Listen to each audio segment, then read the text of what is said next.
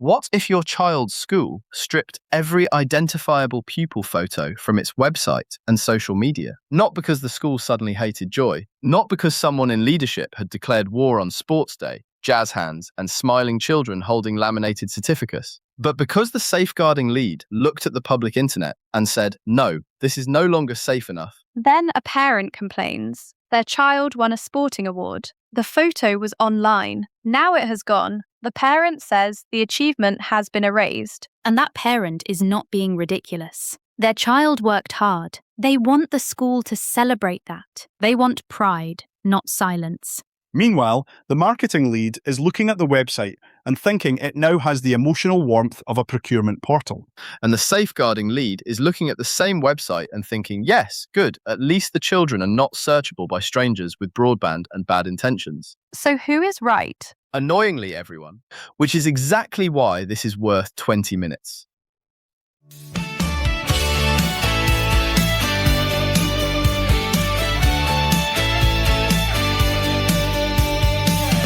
He's the guy with the plan for your online life. Keeps your data safe, cuts through the strife. Small biz owners, yeah, this is your guide. Cyber threats, beware, no place to hide. The small business cybersecurity guy, guarding your world with a sharp eagle eye. Tips and tricks to keep your systems tight. Stay secure, stay strong in the digital fight.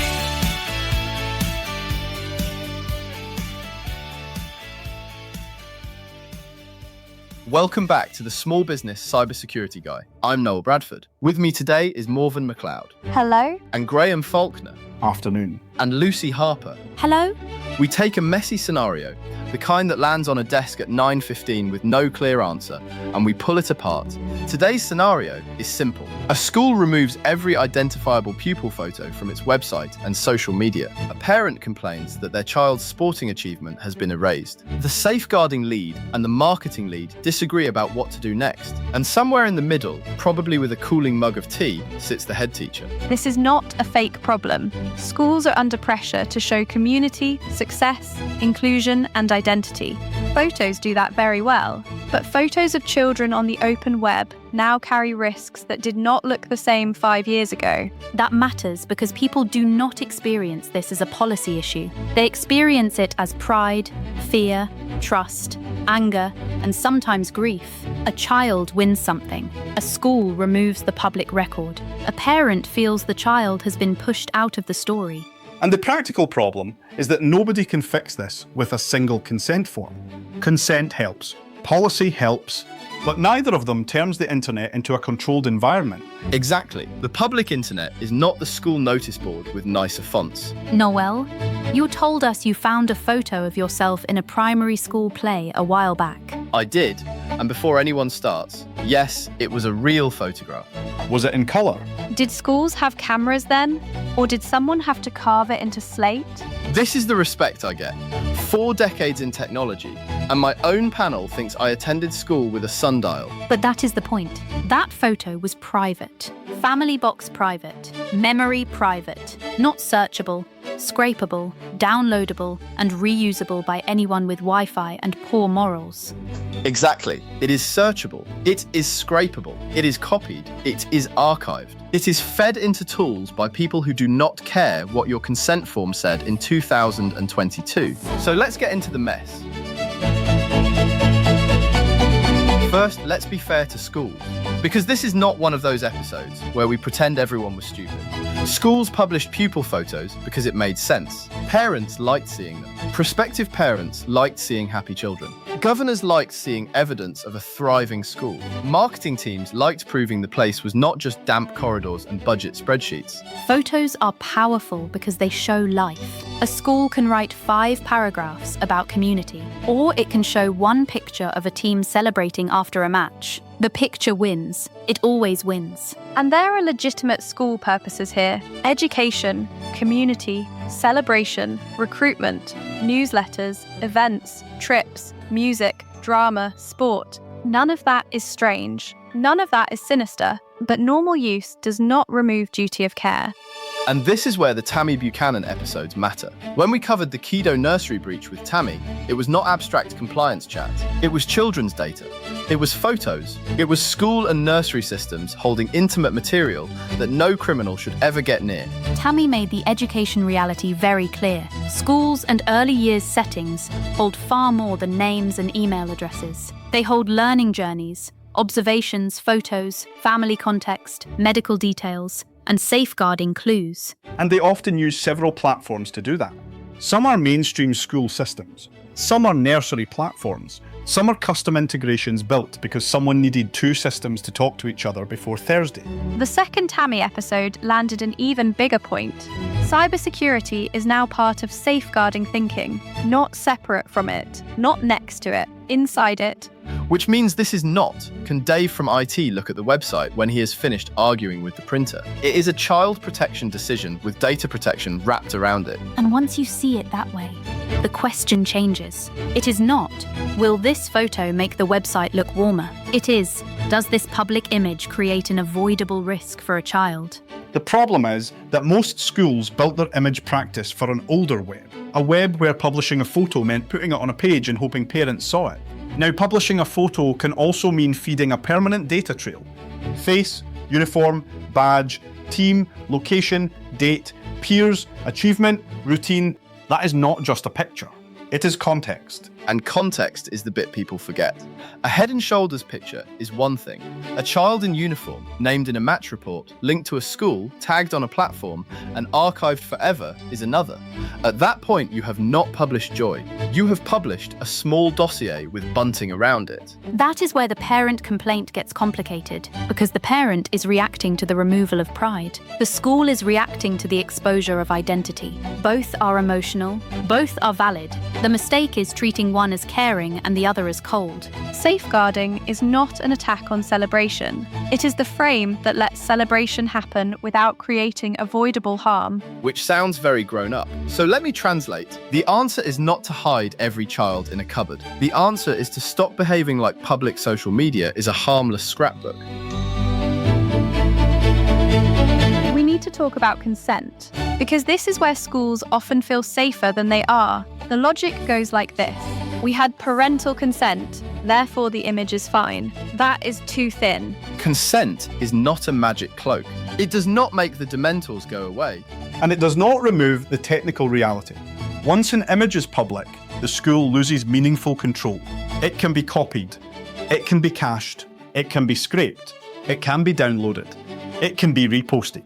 It can be used in a context nobody agreed to. There is also the child. A parent can give permission when a child is 6. That child may feel very differently when they are 12, or 16, or applying for something later. Children grow into their own privacy expectations. UK data protection rules do not say schools can never use pupil photos. That is not the point. The point is that schools need a lawful basis. They need transparency. They need a purpose. They need retention rules. They need a way to manage objections and withdrawal where that applies. And they need to consider risk. Which means the form at the start of term is not the end of the job. It is the start of the paperwork. Different beast. The school also needs to know where the images are. Website pages, news posts, PDF newsletters, prospectuses, Facebook, Instagram, X, if anyone has not yet prized the login details from 2019 out of a departed staff member.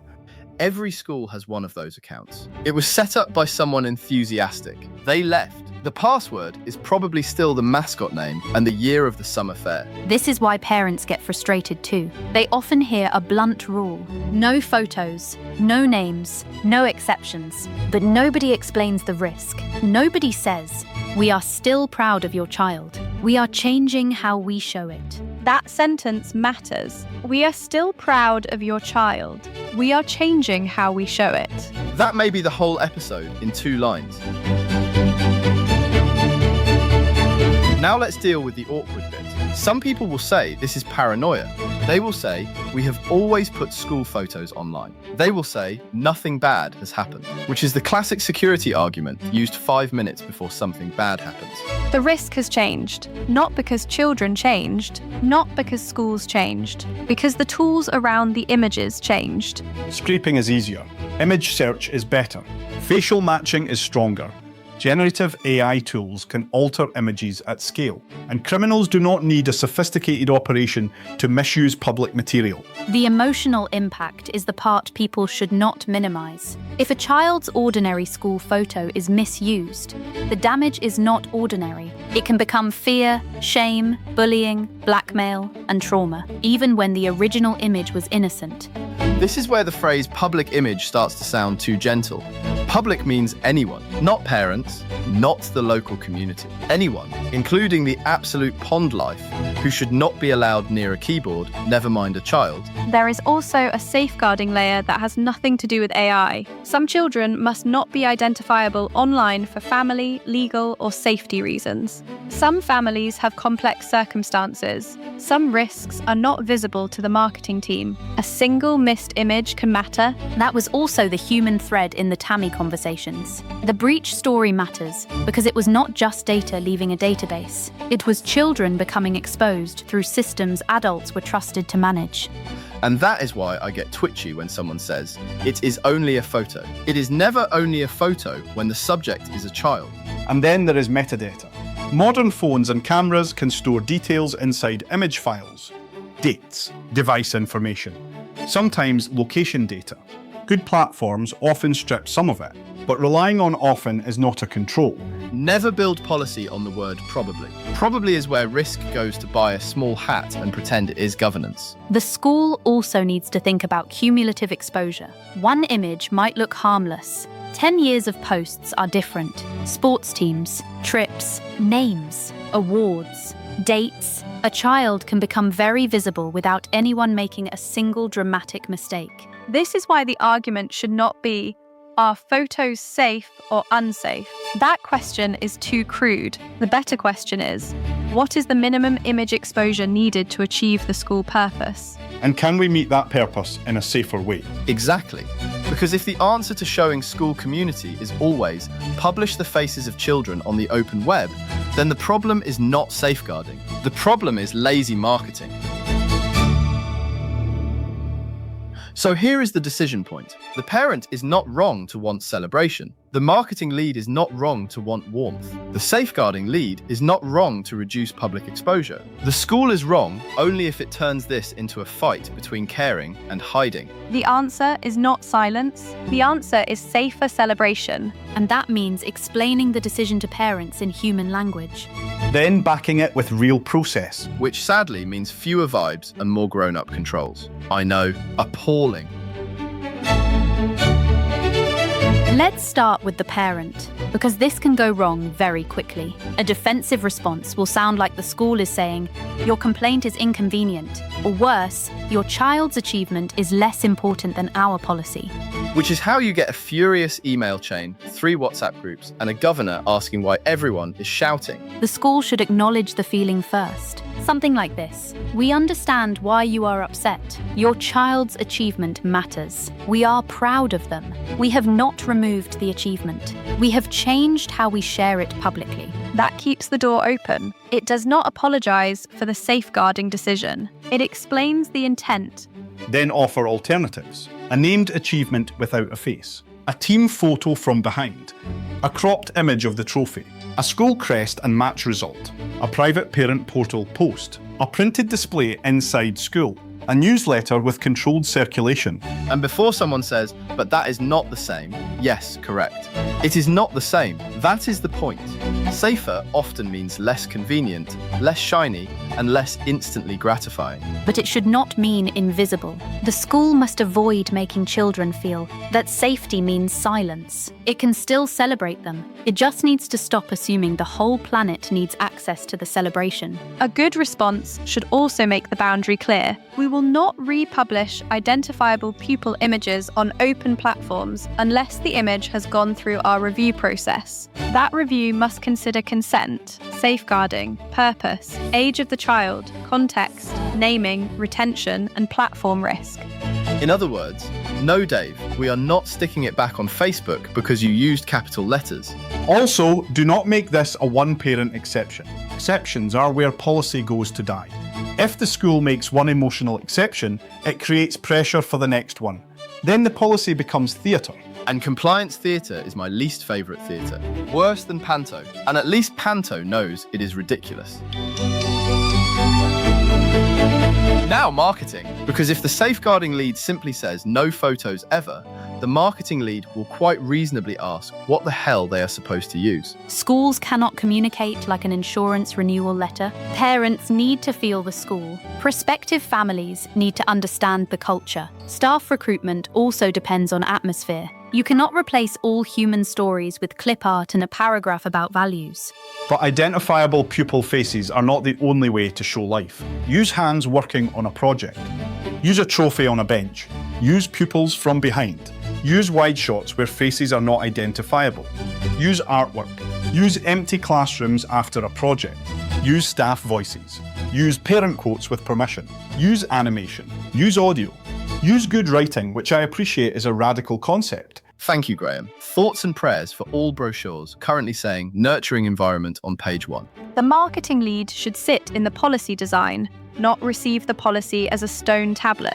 Safeguarding, data protection, IT, communications, and senior leadership all need to agree the operating model. That avoids a culture of last-minute argument. The best schools will use this as a storytelling challenge. Tell the story of the achievement. Name the team if that is safe. Describe the moment. Use a quote from the coach. Photograph the muddy boots, the scoreboard, the medal, the empty pitch. That can be more interesting than another line of children holding certificates like hostages. Yes. Also, can we retire the certificate lineup? Every school has one. Children in a row, adult at the side. Everyone looks like the photo happened during a small power cut. The other practical point is platform choice. Open website and open social channels are the highest exposure. A private parent portal has different risks. Printed internal displays have different risks again. The policy should separate public, controlled, and internal use. And retention. Old images should not sit online forever just because nobody has audited the news archive. A photo that was reasonable in 2018 may not be reasonable in 2026. The phrase "we have always done it this way" should trigger a small alarm, preferably one that plays the sound of a governance committee sighing. Right, Monday morning, what does the school actually do? First, audit what is already public. Website, social media, PDF newsletters, prospectuses, old blogs, event pages, video channels. Assume forgotten content exists. Because forgotten content always exists, usually in a folder called Final, New, Actual, Final. Second, classify images. Public safe, public only after review. Is controlled audience only, internal only. Remove. That gives staff usable choices. Third, define the review questions. Is the child identifiable? Is the child named? Does the image reveal school, location, team, routine, or sensitive context? Do we have a lawful basis? Is consent being relied on? Can consent be withdrawn? Are there safeguarding restrictions? Is there a safer way to tell this story? Fourth, update parent communication. Make the policy readable. Do not bury it in 6 pages of legal fog. Explain what the school will still celebrate. Explain what it will no longer publish openly. Explain how parents can ask questions. Explain how children are heard as they get older. Fifth, fix the workflow. Who takes photos? Who approves them? Who posts them? Who removes them? Who removes them? Who checks metadata? Who reviews old content? Who owns the social media logins? And please, for the love of all that is mildly competent, put those logins in a proper password manager. Not a spreadsheet called social passwords. Not a sticky note. Not in the head of the one person who left in 2021 to become a yoga instructor. Sixth, train staff. Not with a terrifying 1-hour lecture. Use simple examples. Show what is safe. Show what is not safe. Give staff a route to ask before posting. Seventh, Review every year. Technology changes. Guidance changes. Children move through the school. Family circumstances change. A policy that never gets reviewed becomes wallpaper. And finally, keep celebration alive. If children experience this only as removal, the school has failed the communication. The message should be, we are proud of you and we are protecting you. Not, congratulations, your achievement has been securely deleted for compliance reasons. Because that would be bleak, even by British school admin standards. The leadership decision is cultural. The school needs to decide what it believes public celebration should look like now, not what it looked like when social media felt new, not what the neighbouring school does, not what gets the most likes. And leaders need to give staff cover. If a safeguarding lead removes images, the head should not leave them exposed as the fun police. If a marketing lead asks for workable alternatives, the head should not treat them as reckless. Both are doing their jobs. The worst model is informal negotiation after every event. Can we post this one? What about this child? What about the team photo? What about the county final that drains time and creates inconsistency? Also known as the British governance model of arguing beside the photocopier until someone gives up. A policy should make normal decisions boring. Boring is good. Boring means staff know what to do. Boring means parents get a consistent answer. Boring means children are not protected by luck. Security people love boring. Boring backups, boring patching, boring access control, boring image policy. Boring is underrated. But the story cannot be boring. The way the school explains it needs care. Parents need to know this is not about hiding children. It is not about shame. It is not about making the school look empty. It is about protecting children while still recognizing them. The school should publish a simple statement. We celebrate pupils. We use images carefully. We avoid identifiable public images where safer alternatives work. We use controlled channels for more personal sharing. We review images before publication. We remove old content when it no longer meets our standard. That is clear, it is humane, and it is a damn sight better than pretending this is just a consent checkbox with a school logo at the top. So, back to the question. What should the school do next? It should not republish the identifiable photo just to calm the complaint. It should not tell the parent to go away and read the policy. It should not let safeguarding and marketing fight in a cupboard until someone resigns. It should hold the safeguarding line. It should explain it properly. It should offer a safer way to celebrate the achievement. It should review the image policy with marketing, data protection, IT, and leadership in the room. It should say to the parent, your child has not been erased. Their achievement still matters. We are changing the public record because the online risk has changed. Let us work with you on a safe way to celebrate them. Then it should do the boring practical work. Audit images, review platforms, strip metadata, control logins, define approval, train staff, review annually. Here is the line I would put on the wall. A school can celebrate children without turning children into marketing assets. That is the bit. Because this is not about hiding community. It is about understanding that community does not need to be handed to the whole internet with a search box attached. The question for leaders is simple. Do we need this image to be public? Does the child need to be identifiable? Does the name need to be included? Is there a safer way? And the question for parents is just as important. What do you want the school to protect as well as celebrate? Because those two things belong together. If your policy cannot answer that, it is not finished. And if your only marketing plan is to publish children's faces on the open web, your marketing plan needs a bloody word with itself. That is it for this What If Wednesday. I have been Noel Bradford. I have been Moven McLeod. Graham Faulkner. Lucy Harper. Ask the awkward question before the internet answers it for you. See you next time. Right. Before we let you go completely, let's have a quick chat about the boring but necessary legal bits. Don't worry, I'll make this as painless as possible. First up, and this is important, everything we've said today represents our own personal opinions and experiences. These views are ours alone and don't represent any organisation we work for, any employers, advertisers, sponsors, or anyone else who might be connected to the show. When we're giving you advice or sharing our thoughts, that's coming from us as individuals, not speaking on behalf of anyone else. Everything we've talked about today is for general guidance. It's meant to point you in the right direction, but it absolutely shouldn't be treated as professional advice tailored specifically to your business. Your situation is unique. What works brilliantly for a Birmingham bakery might be completely useless for a Manchester marketing agency. We do our very best to keep everything accurate and current, but let's be honest here. The cybersecurity world moves faster than a caffeinated squirrel being chased up a tree by Mauvin's Jack Russell. Things can change between when we record and when you're listening, so always double check critical technical details with qualified professionals before you go making major changes to your systems. If we've mentioned any websites, products or services, we're giving you information, not necessarily giving them our seal of approval. We can't be responsible for what happens on their end or if things go sideways when you use them. Some things we recommend might involve affiliate partnerships. We'll always flag those when they come up because transparency matters. Now, if you're dealing with serious cybersecurity incidents, actual data breaches, or gnarly legal compliance issues, please talk to proper professionals, rather than just relying on podcast advice. We're here to educate and help you understand the landscape, not to replace your security consultant, solicitor, or IT team. This has been a Small Business Cybersecurity Guy production. Copyright 2025, all rights reserved.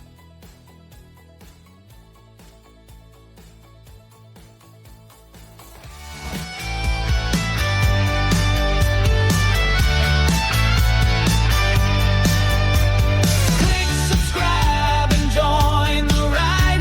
Together we'll shield the digital tide. Your business is strong when your data secure. The Small Biz Cyber Guy, here to ensure.